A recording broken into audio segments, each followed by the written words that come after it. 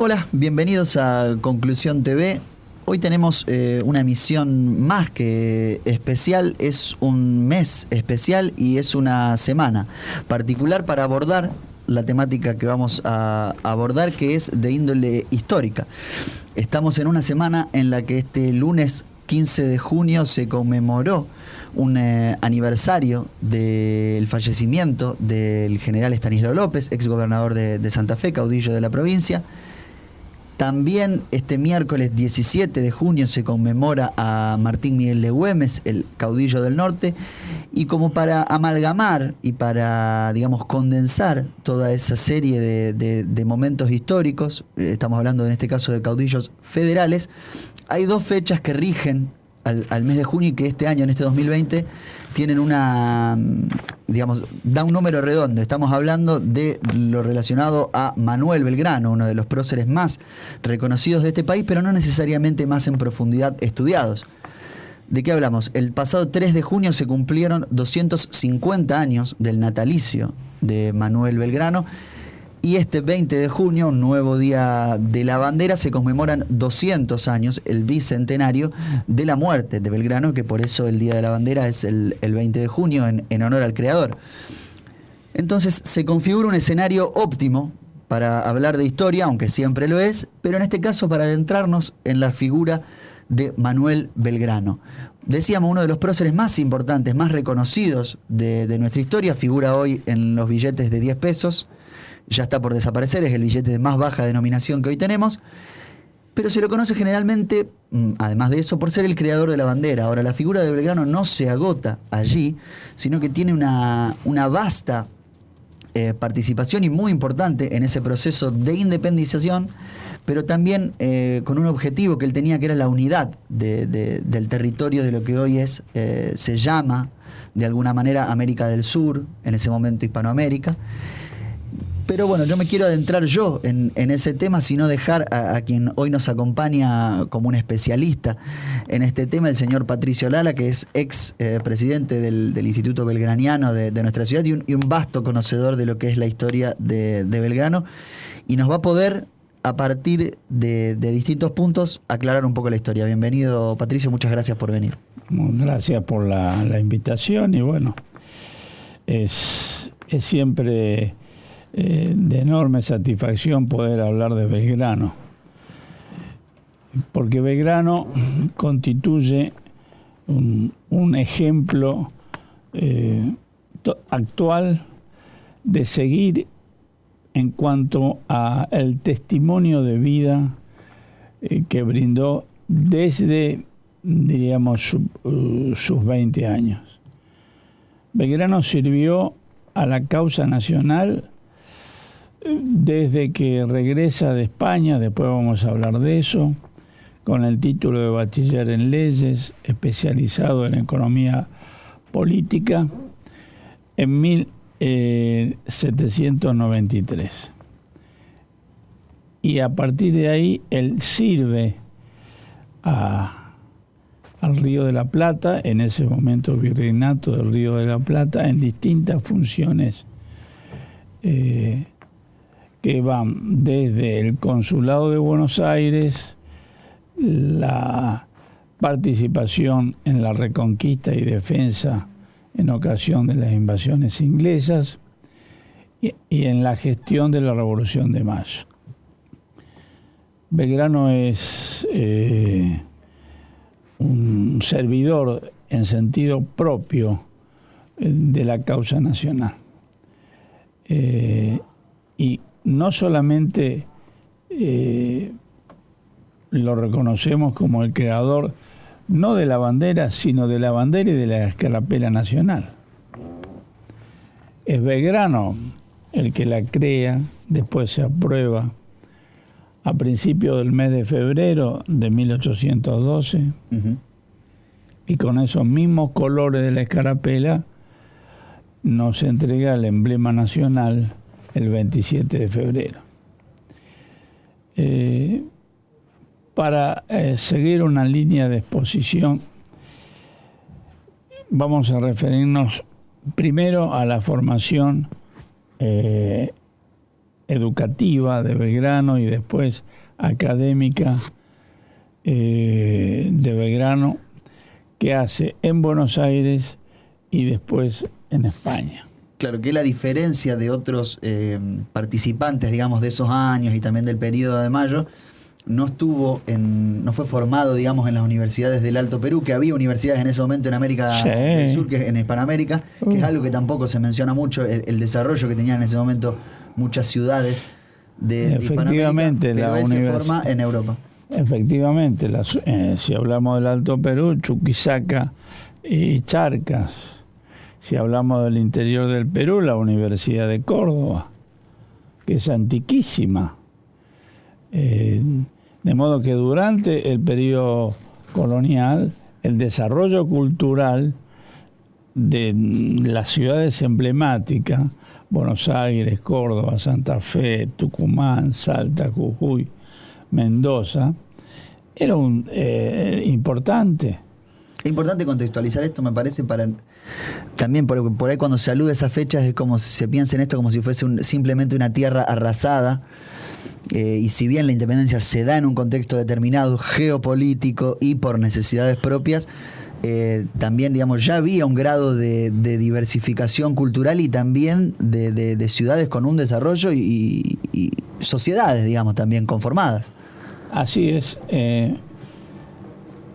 Al tema propuesto, Belgrano hace sus estudios, llamaremos secundarios, en el Colegio de San Carlos, en la ciudad de Buenos Aires, con los dominicos.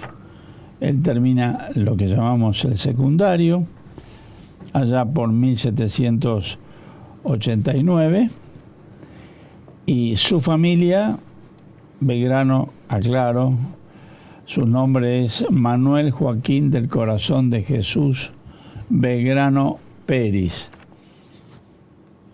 Belgrano por su padre y Peris también, porque el padre de Belgrano, Domingo Belgrano Peris, era un inmigrante italiano que viene autorizado al Río de la Plata y se dedica a la actividad comercial. El padre, Domingo Belgrano Peris, contrae matrimonio con una santiagueña, con González Casero, y tienen un matrimonio fecundo. Tan es así que son no menos de 12 hijos, de los cuales algunos trabajaban con su padre en el comercio, Belgrano en los estudios, otro hermano religioso. Era una familia de la ciudad del puerto de Buenos Aires. Bueno, terminado su estudio secundario, va a España en un momento excepcional en el occidente, que es la Revolución Francesa en 1789. Es decir, él está en ese momento en España, en Europa. Llega en ese momento, toma contacto con todas las ideas, los pensadores que motorizaron la Revolución Francesa, inicia sus estudios universitarios en Salamanca, pero los completa en la Universidad de Valladolid. Él obtiene en 1793, 4 años más o menos, la formación universitaria, el título de bachiller en leyes. Es el equivalente a lo que es hoy abogado. No existía la figura del abogado en el modo que ahora lo conocemos. Él concluye y se gradúa en ese grado universitario y completa sus estudios con economía política y además da exámenes y es autorizado para ejercer la procuración. Que era una habilitación especial para poderse presentar ante las audiencias, sea en España o en las colonias americanas. era relevante en sus exámenes, en su currícula universitaria, a punto tal que el gobierno español pretendía quedárselo en España. Bueno, él decide volver y ante esa decisión el gobierno español, era tiempo en que se creaban los consulados, Uh-huh. Y entre ellos el Consulado de Buenos Aires, lo designa como secretario perpetuo del Consulado de Buenos Aires. Y por eso, no bien regresa Belgrano en 1793, ya vuelto a su ciudad natal, asume las funciones de secretario del consulado. El consulado era un tribunal, era una organización que tenía funciones de tribunal para los pleitos entre comerciantes, pero también tenía funciones de fomento de la actividad comercial. Uh-huh. Y él está en el consulado hasta la defensa de Buenos Aires en la segunda invasión inglesa. Las funciones de Belgrano en el consulado fueron funciones destacadas, porque en el consulado debía el secretario confeccionar anualmente memorias, o sea, un resumen de las actividades, de lo hecho y de lo proyectado. Y en esas memorias él propone la creación, que es el primero que lo hace. Lamentablemente no se tiene presente la creación, la educación de la mujer, la formación de la mujer en tareas útiles para ella y la economía, que es el hilado, la escuela de matemática y dibujo, que son los antecedentes de la Universidad de Buenos Aires, la Facultad de Ingeniería. Es decir, que de algún modo también fue un precursor en la cuestión educativa. Y algo, yo quiero subrayarlo, propone la educación común, varón y mujer, gratuita. Se anticipa a la Ley de Educación Común, que es de 1874. Prácticamente 100 años. La vocación y el compromiso de Manuel Belgrano con la función docente, con la escuela, es una característica que ha cumplido siempre en cada función que tuvo, aún en medio de la guerra. Es bien sabido que después de los triunfos de Salta y Tucumán, recibe un premio, 40.000 pesos fuertes, es un equivalente importante. A hoy, digamos. Y decide destinar ese premio no al goce personal, sino a la creación de 4 escuelas. ¿Está claro? Es decir, que la cuestión educativa era no solo de boquilla, sino que también cuando tuvo un peso fue ahí, o sea, era algo central en su visión. Sabía que la educación era la palanca del progreso. Y no hay otra alternativa. Si una sociedad progresa, supera las limitaciones del medio con la educación, con la capacitación. Que bueno, fue todo un proyecto nacional que después Sarmiento, Avellaneda... Se consolidaría después con las generaciones más adelante. Fue ejemplar en nuestro país. Y déjeme agregar algo para ratificar ese proyecto nacional educativo. En el primer centenario, 1910, el grado de alfabetización de la población del Río de la Plata era superior a la alfabetización de España a Italia a los 10 años, a los 100 años de la Revolución. Esto sirve para compararnos con el presente. ¿Qué hace Belgrano? ¿A qué destina ese dinero? A crear 4 escuelas. Tarija, Tucumán, Jujuy y Santiago del Estero. Ya han sido creadas, gracias a Dios, con esos recursos más otros que han puesto, pero son escuelas que nacen de una determinación de Manuel Belgrano en cuanto al destino de un premio que había recibido en justicia. Y bueno, es toda la constante de Belgrano, y hay algo que es notable. A Belgrano se le encomienda marchar a pocos meses de la Revolución, 1810, allá por el mes de noviembre, diciembre, ir al norte, tratando de llegar a Asunción del Paraguay para llevar ahí la Revolución de Mayo, de la cual vamos a ver, y que se acepte por parte de los paraguayos. En ese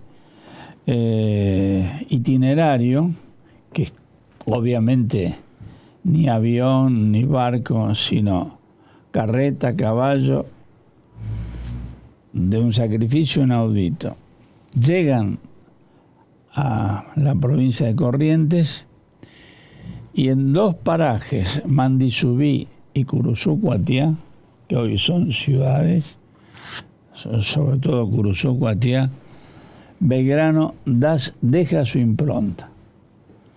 ¿Qué es lo que hace Belgrano? En medio de una campaña militar, hace trazar un plano de la localidad de Curuzú-Cuatiá, los terrenos, la adjudicación, y vean esto, y reservar terreno para que con su renta se construya una escuela. Vuelve a reaparecer el tema educativo. Y bueno, después de eso va Belgrano, ya fines de diciembre. Ubiquémonos diciembre en la selva paraguaya. La temperatura. Sí, debe estar complicado. Bueno, allá Belgrano fue su primera campaña militar. Y tenía esa vocación docente, si bien no era de título docente, pero tenía la función docente.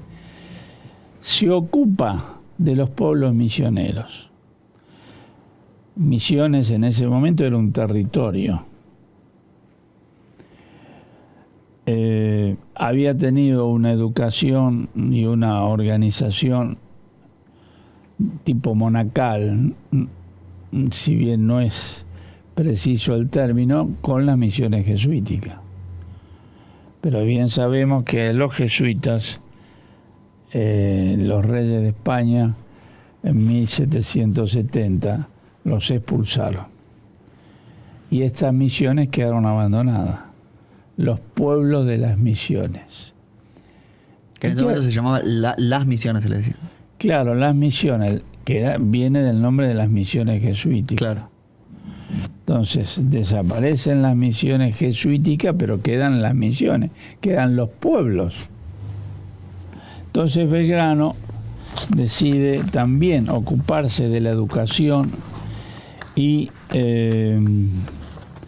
confecciona, en medio de los preparativos militares, en medio de la selva, imagínense calor, mosquito, pisando agua permanentemente,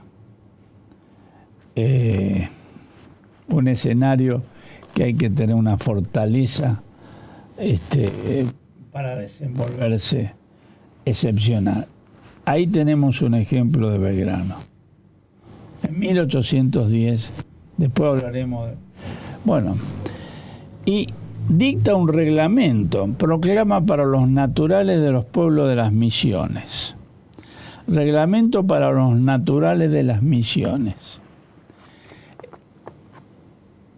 Voy a leer 2 o 3 puntos que contiene este reglamento que nos ilustra acabadamente del pensamiento belgraniano. Suspensión del tributo por 10 años hasta que puedan producir y vivir dignamente los pueblos. No aumentar, suspender los tributos. Segundo, señores, diciembre de 1810. Establecer escuelas gratuitas de primeras letras, artes y oficios. Igualdad absoluta entre criollos y naturales. Cuando hablamos de criollo es el nacido acá, descendiente de españoles, y los naturales, los pueblos naturales. Igualdad. Habilitación para ocupar cualquier empleo, incluso militar o eclesiástico, es decir, la formación para que el postulante a una función pública, a una función militar, a una función eclesiástica, tenga debida capacitación. Expropiación de las propiedades de los enemigos de la revolución. Reparto gratuito de las tierras entre los naturales, entregándosele las herramientas y las semillas para que puedan procurársela por sí mismos. ¿Tenemos algo parecido ahora? No pareciera. Si bien por ahí se discuten algunos temas, pero epidérmicamente.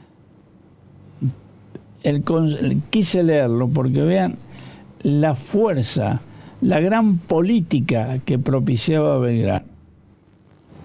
Sí, era claro, digamos. Bueno, ese fue el desempeño de Belgrano, primero en el consulado y después, ante el llamado de la independencia, dio su presente, del cual vamos a ver ahora en la gestión de la Revolución de Mayo. Bien, y para profundizar un poco sobre esto que veníamos hablando, la tarea educativa de alguna manera de Belgrano y su excursión también, su incursión, mejor dicho, en el norte argentino, en lo que en ese momento eran las misiones, que estábamos hablando con Patricio, me gustaría saludar a Luis Maggi, que también es profesor de historia y es miembro del Instituto Belgraniano, que quizás también nos puede explayarse un poco sobre esto y también aportar algunas luces sobre lo que ha sido la tarea, ¿no?, de Belgrano, que abarca a muchos temas de los cuales estábamos repasando. Hola Luis, ¿me escuchás? Sí, sí. ¿Cómo te va? Buenas tardes. Bueno, estamos acá con Hola Patricio. Luis, bueno, ¿Cómo le va? tenés a tu cargo la lección magistral sobre el proyecto educativo de Belgrano.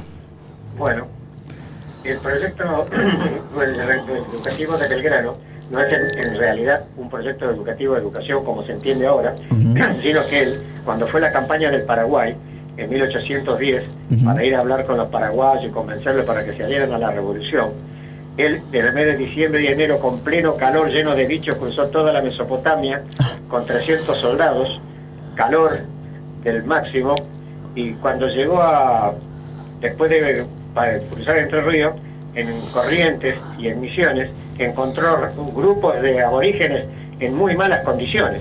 Y él entonces se apesadumbró mucho y se le ocurrió hacer lo que él tenía siempre en la mente, el reglamento para los naturales de Misiones, aborígenes, nativos y criollos, que la historia argentina lo señala a este reglamento que hizo él para los aborígenes como el primer ensayo constitucional de nuestro país, que abarca el régimen político y administrativo, que el prócer escribió de noche, porque de día acompañaba a los soldados y tenía que dar algunas órdenes. Entonces él de noche decía, yo prácticamente no duermo, escribo, en este campamento de Tacuarí y lo comunicaré a las autoridades. Y así lo hizo. El 30 de diciembre de 1910 comunicó al gobierno de Buenos Aires y al gobernador de Corrientes, Elías Galván, y decía así: yo he venido a proporcionar igualdad de condiciones y derechos de libertad, propiedad y seguridad, ya que han estado privadas todas estas generaciones por años y años, y quitar la opresión en que viven. Veo su pobreza y desnudez que llevan 300 años, calculo. Quiero yo tener un pueblo culto y organizado, porque de nada vale estar en estos países, en estas tierras, luchando con nuestro ejército, si tenemos un pueblo desposeído, analfabeto y sin trabajo. Y esto yo lo había denunciado a Fray Bartolomé de las Casas, a Carlos III, cuando le hacía saber que en la zona de Tucumán y otros lugares los encomenderos trataban mal a los aborígenes, les pegaban y no le daban lo que le correspondía. Esto ya quedó como antecedente, que después dijeron que estaba loco Fray Bartolomé de las Casas, y no fue así. Él lo que estaba, hablaba por la constancia que tenía de lo que pasaba en las misiones. El primer artículo decía así: libertad a todos los naturales, primer paso. Segundo, suspensión del tributo hasta que puedan vivir dignamente, porque criaban algunas vaquitas, se echaban un poco de hierba, algunos zapallos, y iba el gobernador de la región, el jefe español, y le pedía la parte, y ellos se quedaban a veces sin comer. Claro. Tercero, escuelas gratuitas para las primeras letras y oficios. Cuarto, dar igualdad absoluta entre criollos y naturales, no discriminarlos, porque lo tienen como bestias de cargas. Quinto, habilitación para ocupar cualquier cargo público, tanto militar o eclesiástico, y que siempre se elige al más honrado del pueblo, para no tener problemas posteriores. Sexto, reparto de tierras entre los naturales, cada uno con su parcela. No podrá enajenarlo ni venderlo, tendrán que hacer una casa como quieran, de adobe o de choza, pero ellos tendrán su tierra para vivir en su propiedad. Octavo, libre comercio con otras provincias de sus productos. Lo pueden intercambiar y cobrar, porque el monopolio que existía entonces era que los españoles los explotaban completamente, le sacaban todo lo que producían a los aborígenes, y de ahí venían los grandes litigios y problemas, y se exaltaban y cometían algunos despropósitos. Ajá. Noveno, multas contra el cuatrerismo, que era el robo de ganado, porque como los jefes se sacaban, muchos grupos de aborígenes se robaban uno con otro, las vacas, se robaban los cerdos, las gallinas y algunas pocas pertenencias que tenían, y no se respetaba la propiedad privada. Después decía, habría que darle pena a los que estafan a los naturales, y con ese dinero ponerlo en una caja y crear escuelas. También un décimo, hacer elección de un diputado por cada pueblo y poner un alcalde con un secretario que sea amante de los aborígenes y no solamente que responda al gobierno de España. 12. Será prohibido cortar árboles de hierba. Será multado con 10 pesos el que corte un árbol. Irá al fondo de aquellas escuelas, pero a su vez tendrá que se le señalará un terreno y por cada árbol que corta deberá plantar 3 y cuidarlo hasta que crezca. 13. Pagar en efectivo, no con bonos, porque acá le dan un papel y después no sirven para nada. Tenemos que darle los dineros para que se compren el sustento, aunque sea en un solo almacén que hay en el pueblo. 14. No imponer ningún castigo a los originales, solo recurrir a los jueces, que hagan justicia como corresponde, aunque se tenga que viajar a Corrientes o se tenga que ir a otra ciudad o a Entre Ríos, porque acá con palo no arreglamos nada. 15. Considerarlos a todos personas, no bestias de carga. 16. El cementerio lo harán lejos de los pueblos y entre árboles, en un lugar que sea para respeto y que puedan orar. 17. Crear un cuerpo de milicia con sueldo, que llevarán un distintivo en el brazo con un brazalete blanco y tendrán siempre un caballo a disposición. Todo esto era el resumen es mucho más largo porque él explicaba de qué forma y se reglamentaba cómo debían proceder para que se lleve a cabo todo esto que él proponía. Belgrano conocía bien la historia de las misiones jesuíticas.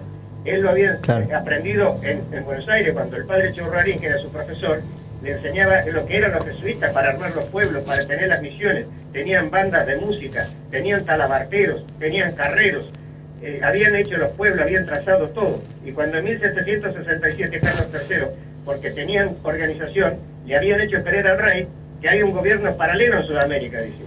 Quieren ocupar el poder.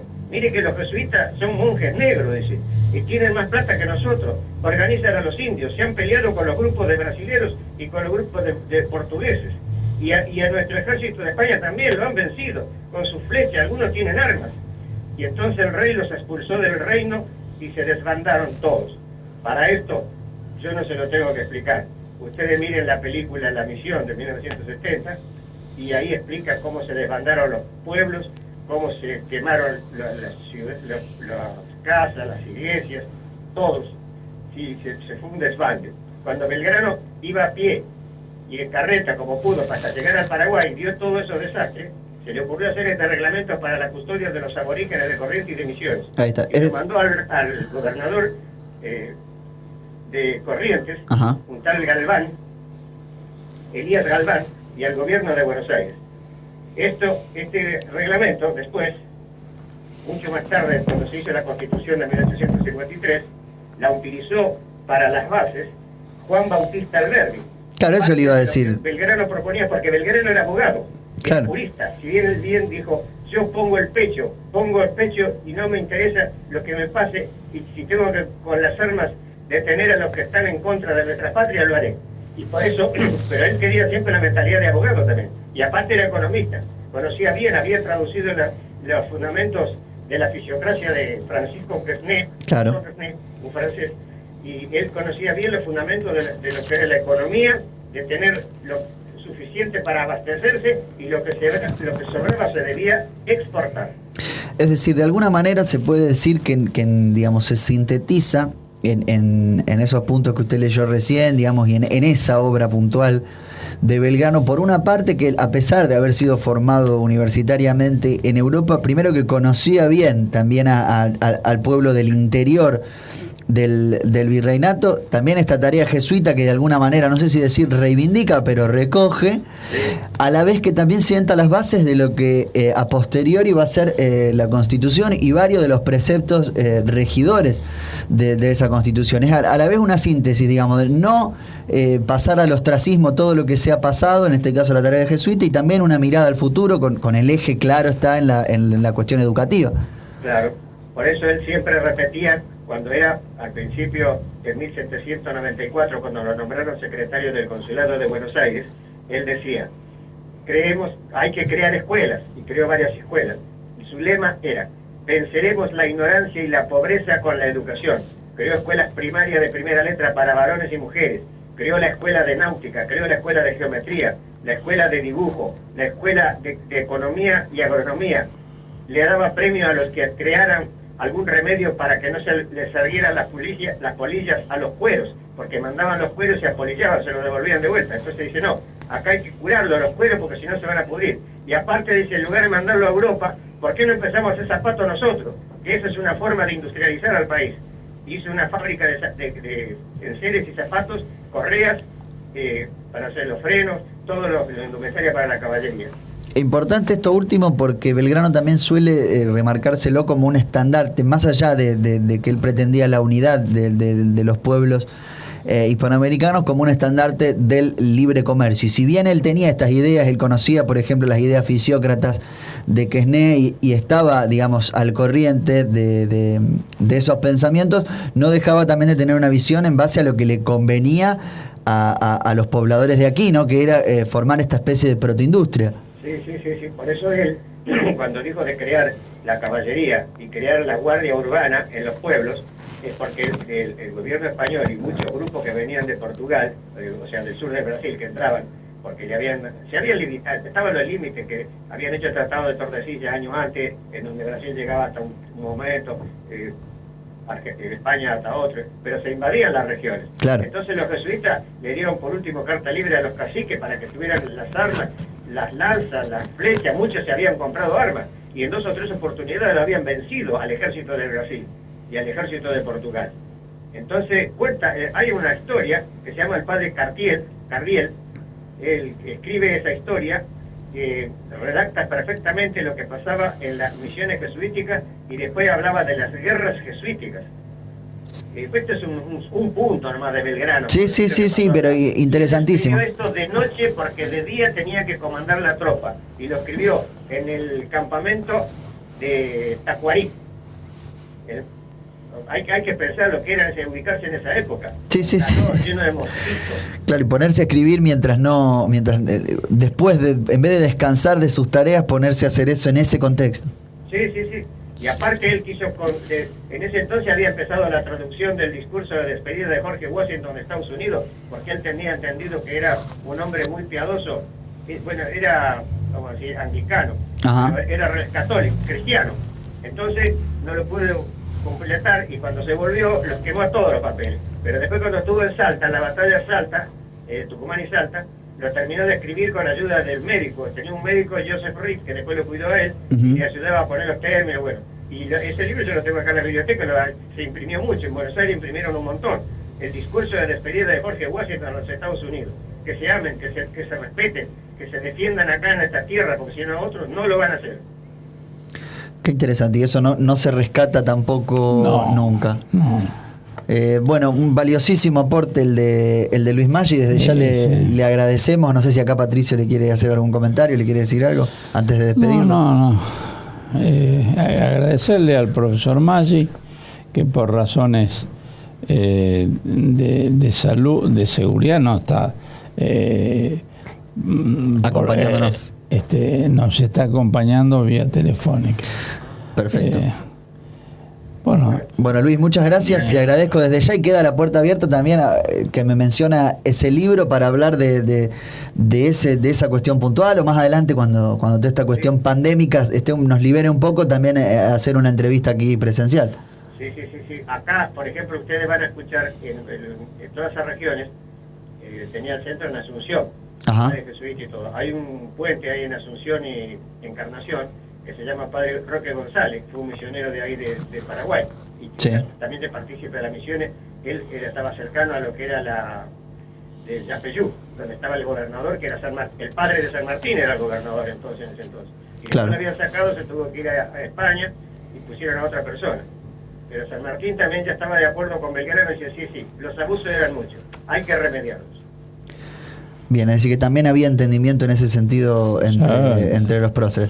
Bueno, Luis, le agradezco mucho la comunicación y quedamos en contacto. Bueno, muchas gracias a ustedes por darme este tiempo. Hasta luego. Chao. Estas coincidencias entre Belgrano y San Martín, sobre todo en grandes rasgos, se pueden fundamental, ver. Cuando San Martín se traslada a Mendoza para formar el ejército que va a ser la gran campaña que consolida la independencia nacional, le encarga y pondera la capacitación, la idoneidad de Belgrano para hacerse cargo del ejército del norte, ¿no? Bien, y ahora para pasar al tema, al otro eje que nos va a situar un poquito antes de esto, que es el tema de la participación de Belgrano en los hechos de la independencia, que es posterior a la independencia en el 16, pero antes también con todo lo que es la Revolución de Mayo. Pero que es importante aclarar que, digamos, la Revolución de Mayo esos hechos no se agotan solo en esa semana de mayo, es un proceso que viene quizá de mucho antes y que tiene otros hitos que son igual o más importantes que esa semana de mayo. Bueno, el 25 de mayo es la eclosión de todo un proceso que, diríamos así, se gesta desde la defensa, segunda invasión inglesa, de los episodios europeos, es decir, el avance de Napoleón, la destitución del rey, la creación de la Junta de Sevilla y Cádiz. Porque estas juntas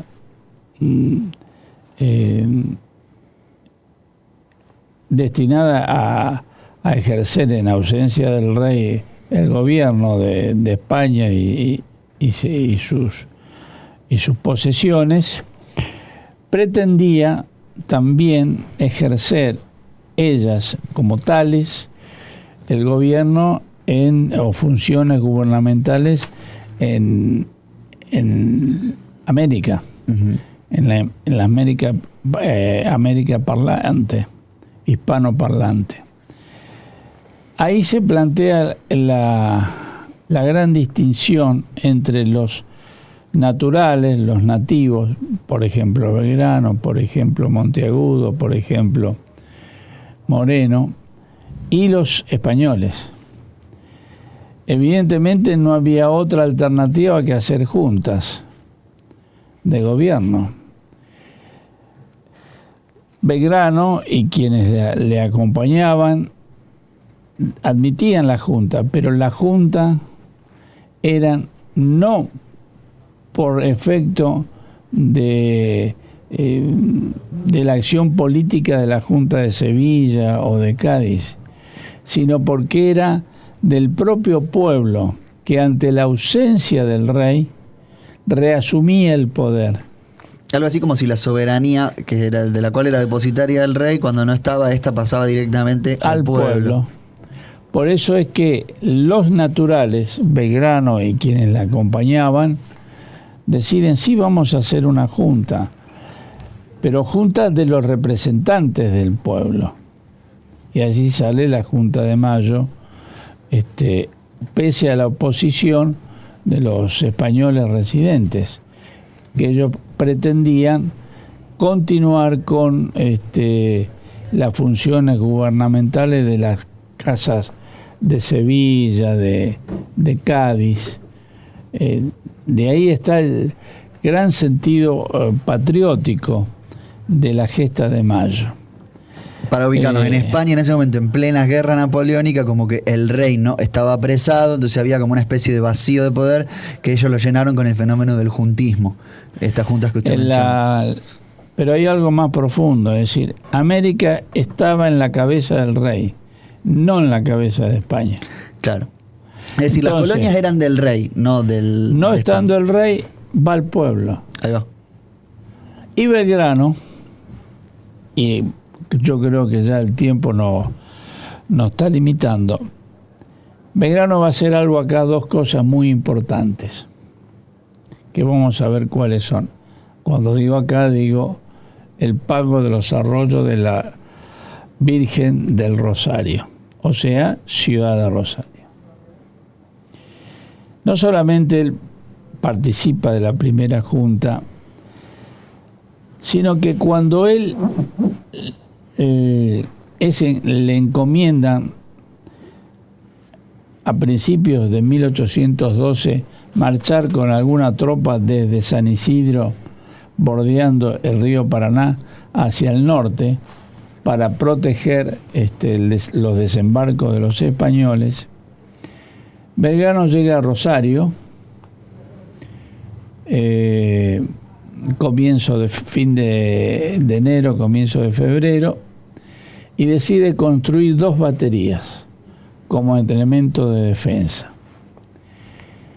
Y le pone 2 nombres que son la consecuencia de su cosmovisión política: Batería Independencia y Batería Libertad.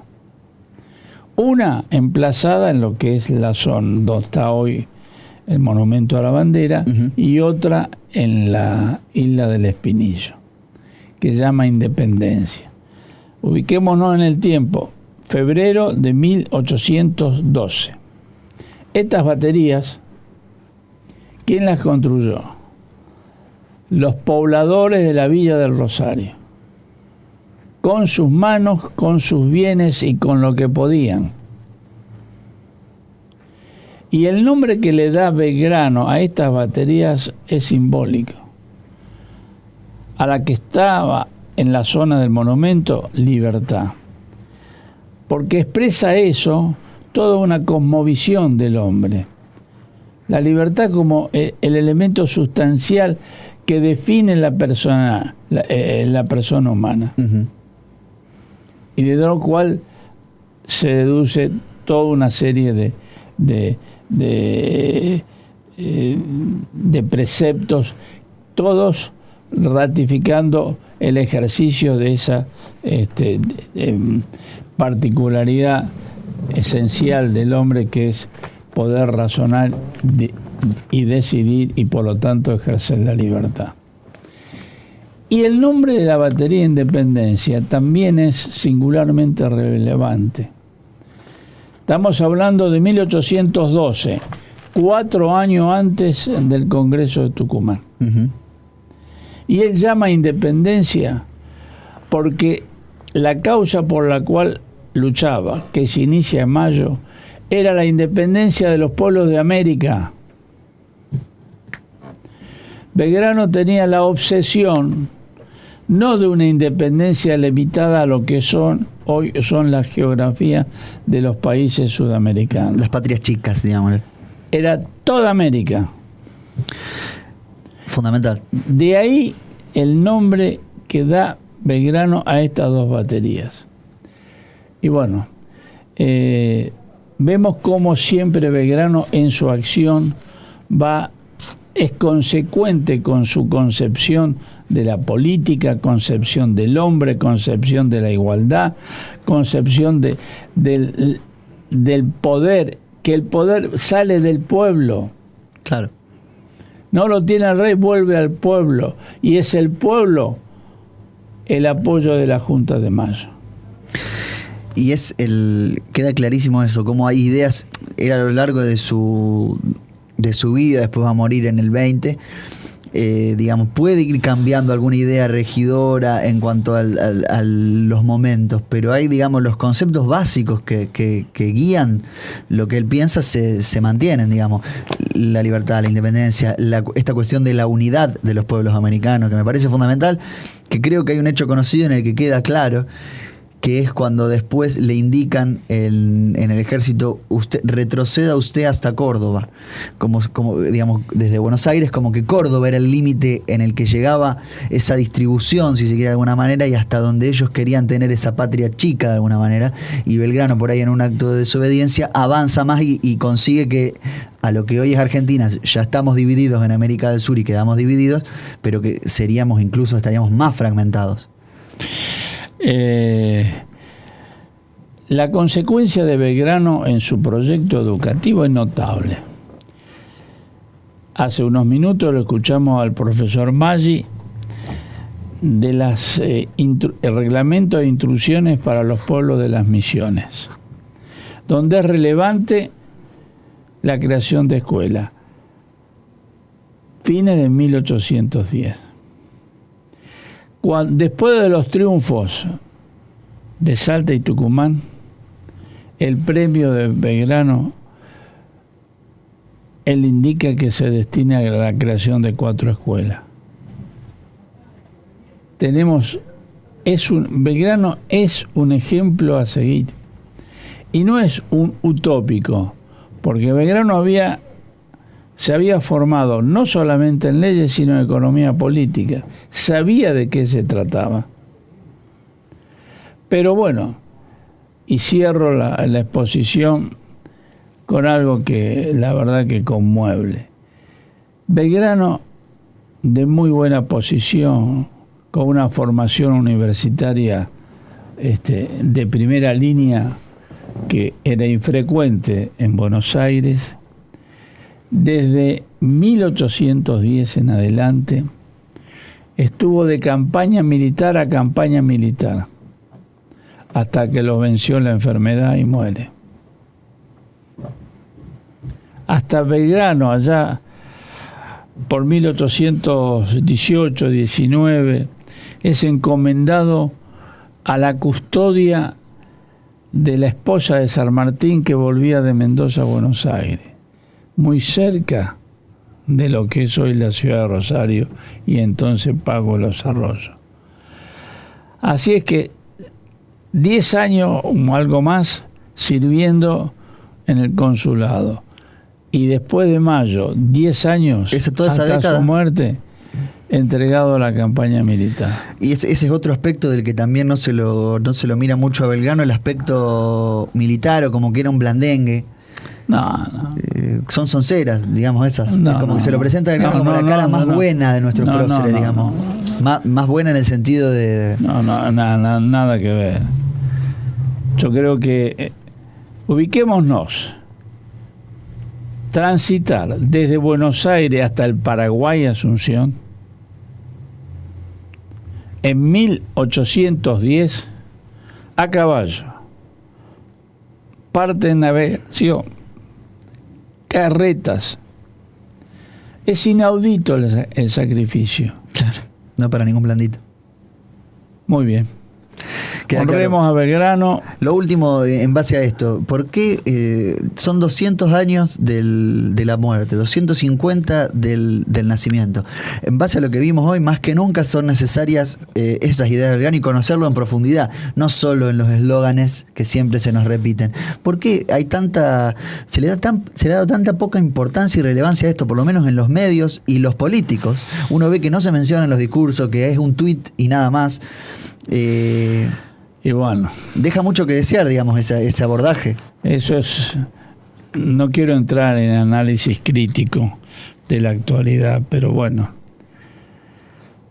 fíjese que la propia ciudad de Rosario, el día de creación de la bandera, 27 de febrero, no honra debidamente, salvo un bulevar muy importante, que es el Boulevard 27 de febrero, y el nombre del parque, Parque de la Independencia, también vinculado a Belgrano.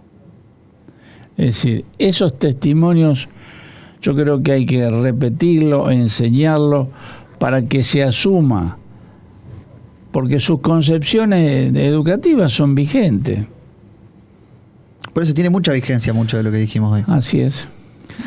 Así que bueno, lo seguiremos revisando y lo seguiremos profundizando el tema de Belgrano, y esperemos que haga mella y que en algún momento se recoja también desde otros lugares.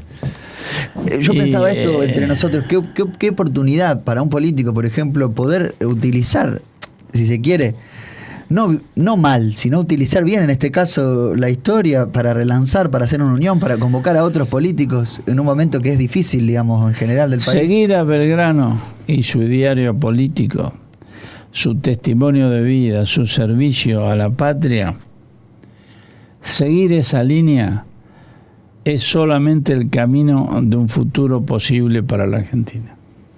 Bien, un cierre magistral, Patricio. Con eso le agradezco por este rato que nos dedicó, y bueno, esperamos poder seguir profundizando la historia de Belgrano. Muy bien. Muchas gracias. Bueno, gracias. Nos vemos la próxima en Conclusión TV.